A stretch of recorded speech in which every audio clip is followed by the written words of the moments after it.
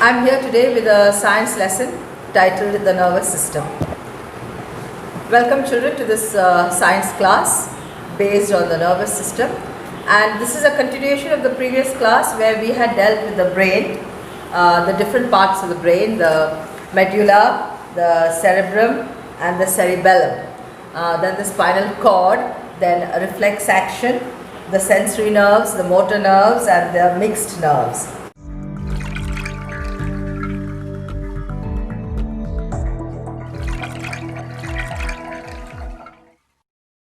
Nervous system, the reflex action.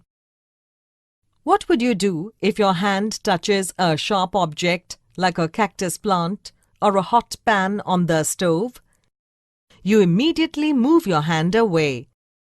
Have you ever thought what makes your hand react so quickly? Well, this involuntary response of the body to a stimulus is called reflex action. Let us learn more about it in this module.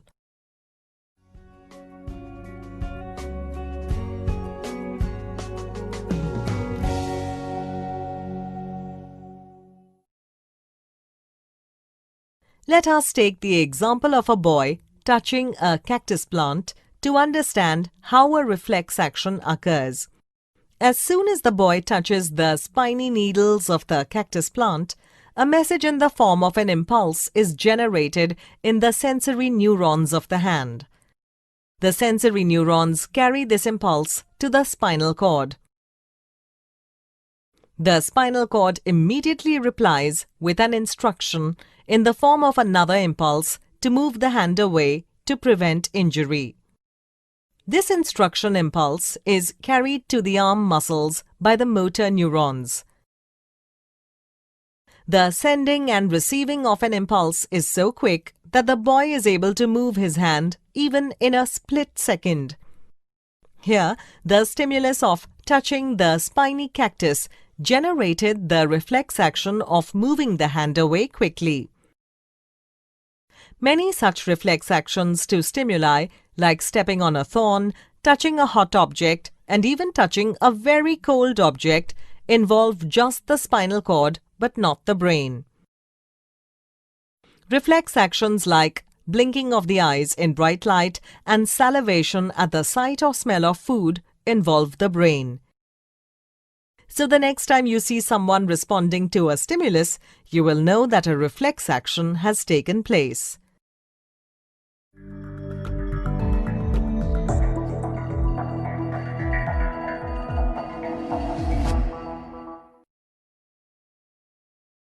Today we come to the sense organs. You all know that we have 5 sense organs. So let's go on to the first sense organ, that is the eye. So please open your textbooks on page 195.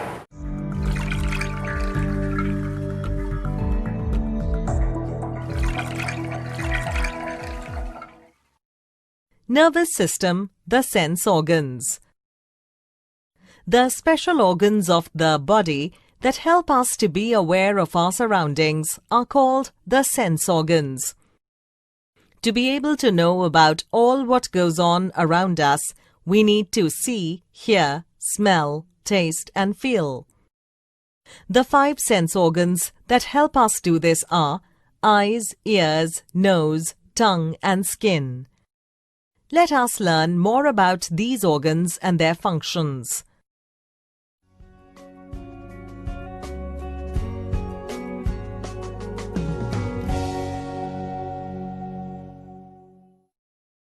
Eyes are the sense organs of sight. The eyes are fitted into 2 sockets in the skull to protect them from damage. Light rays coming from an object enter the eye through pupil, which is a small opening in the iris. The lens, present behind the pupil, focuses the light on the innermost part of the eye called retina. An inverted image of the object is formed on the retina, and then this message is sent to the brain through the optic nerve, after which we are able to see the object straight. Ears are the sense organs for hearing. The external ear, or pinna, helps to catch sounds. The sound then travels through the middle ear to the inner ear, from where the auditory nerve carries these messages to the brain, after which we are able to hear the sound.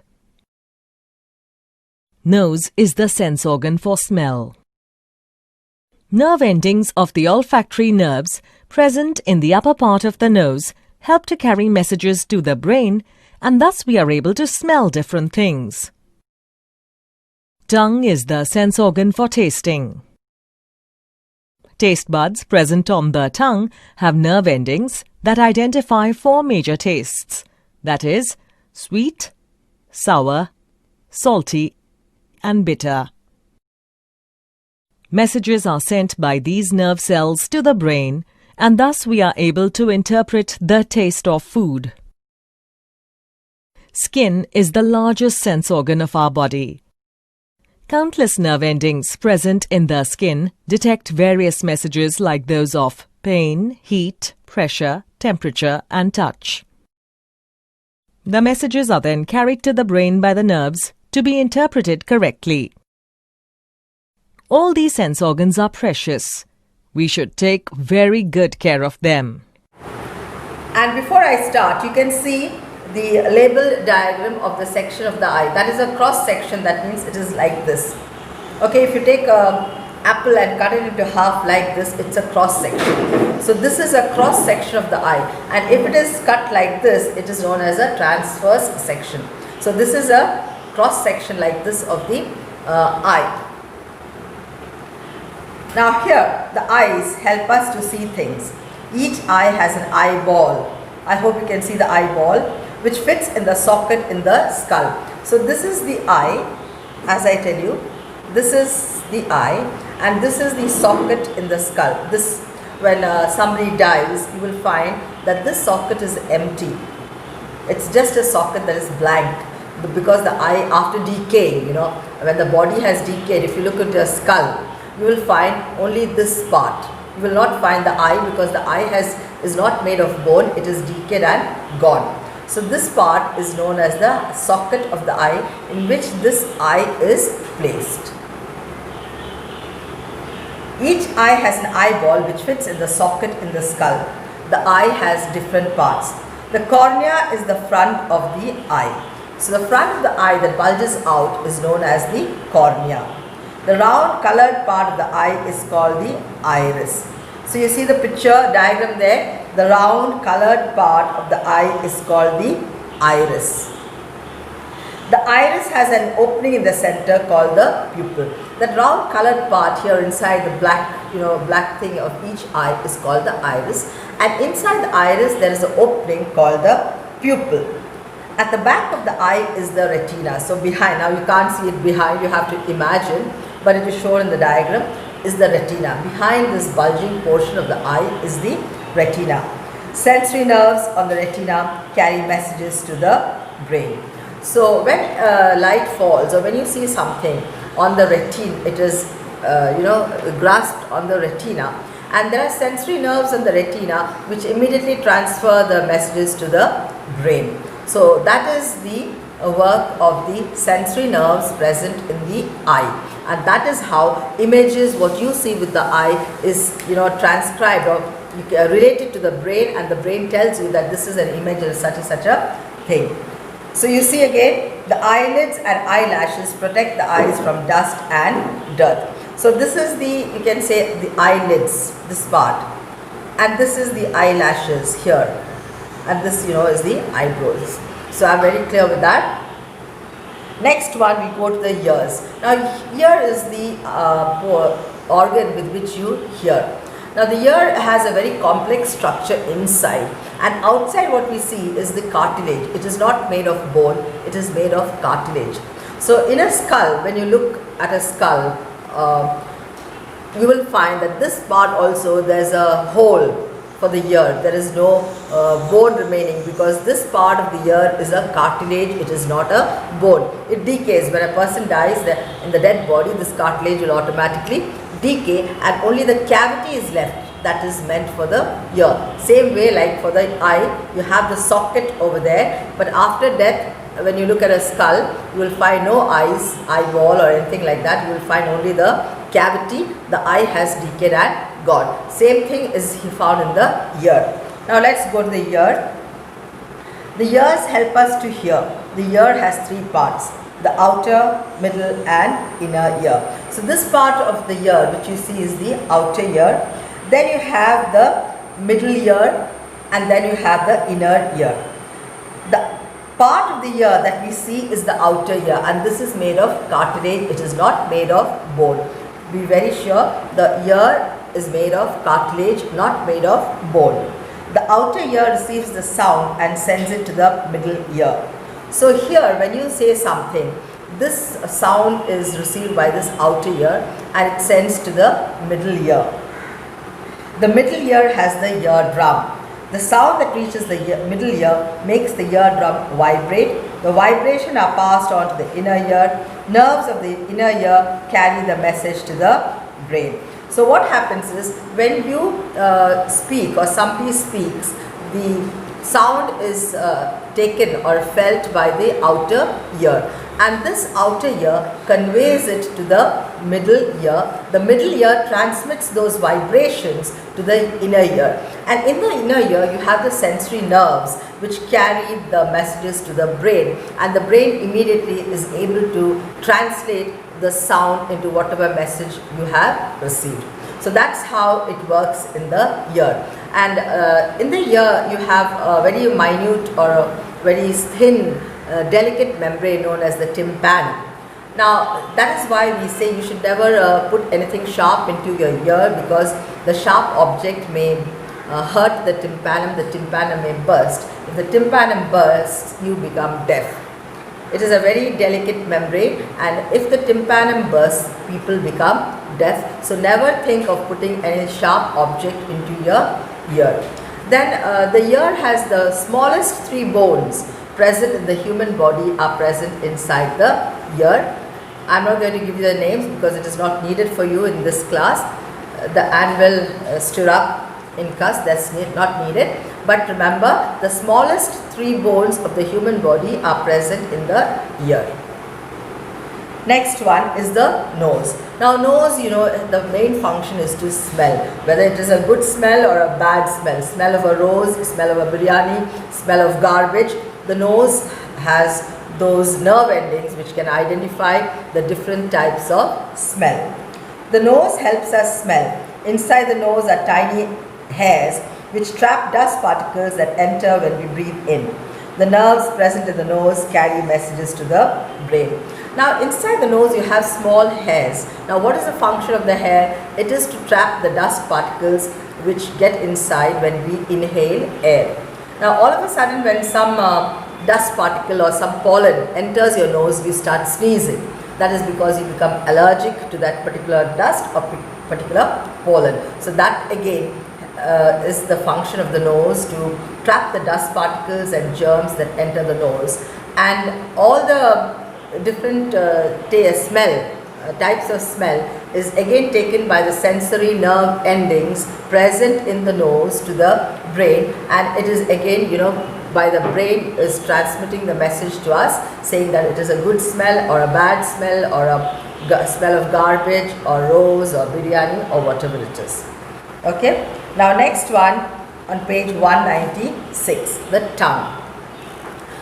Now tongue is a very useful sense organ because it is in the mouth, and the tongue helps us to identify the different tastes of the food that we eat. Now on the tongue you will not see, but there are small projections. You can see it under a microscope known as taste buds.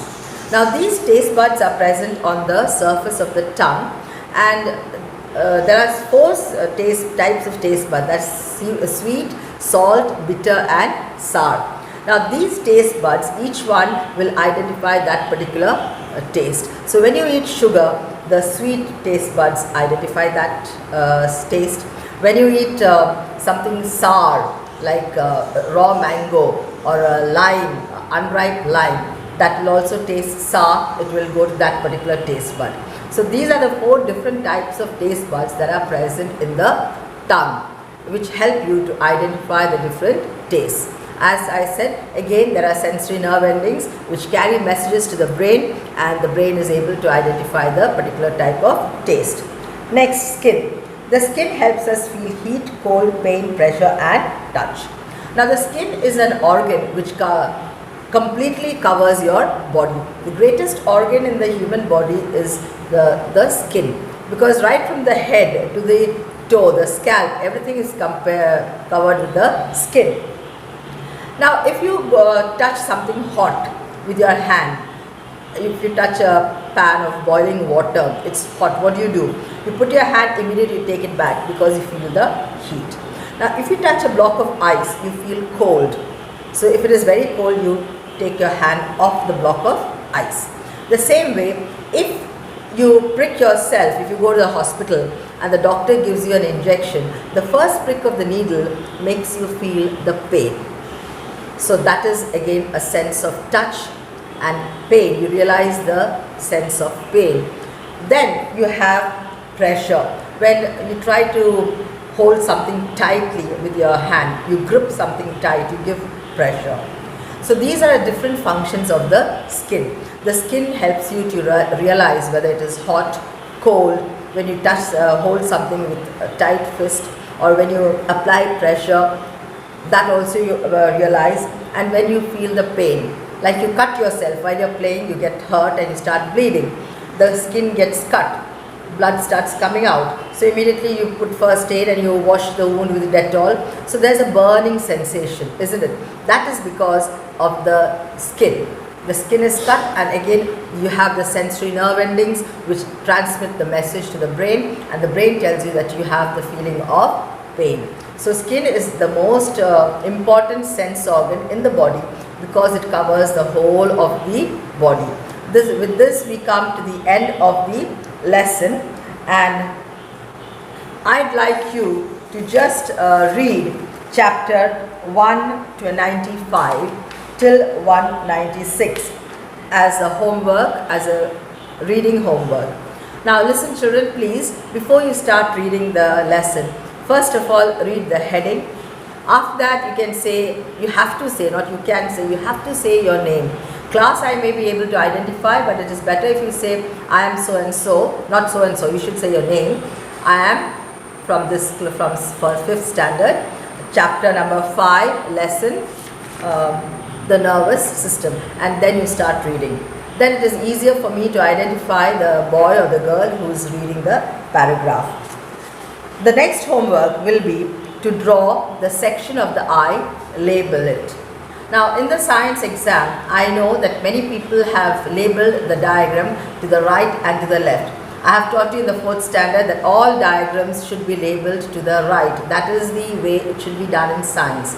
Though the textbook has marked to the right and the left, that is because of lack of space, I want you all to draw the diagram and label everything to the right. I have done that many times in 4th standard with y'all, and many of y'all have done the diagram at least not less than 10 times because of this instruction, because you did not label the diagram towards the right. So when you draw the section of the eye, please see that all these should be to the right.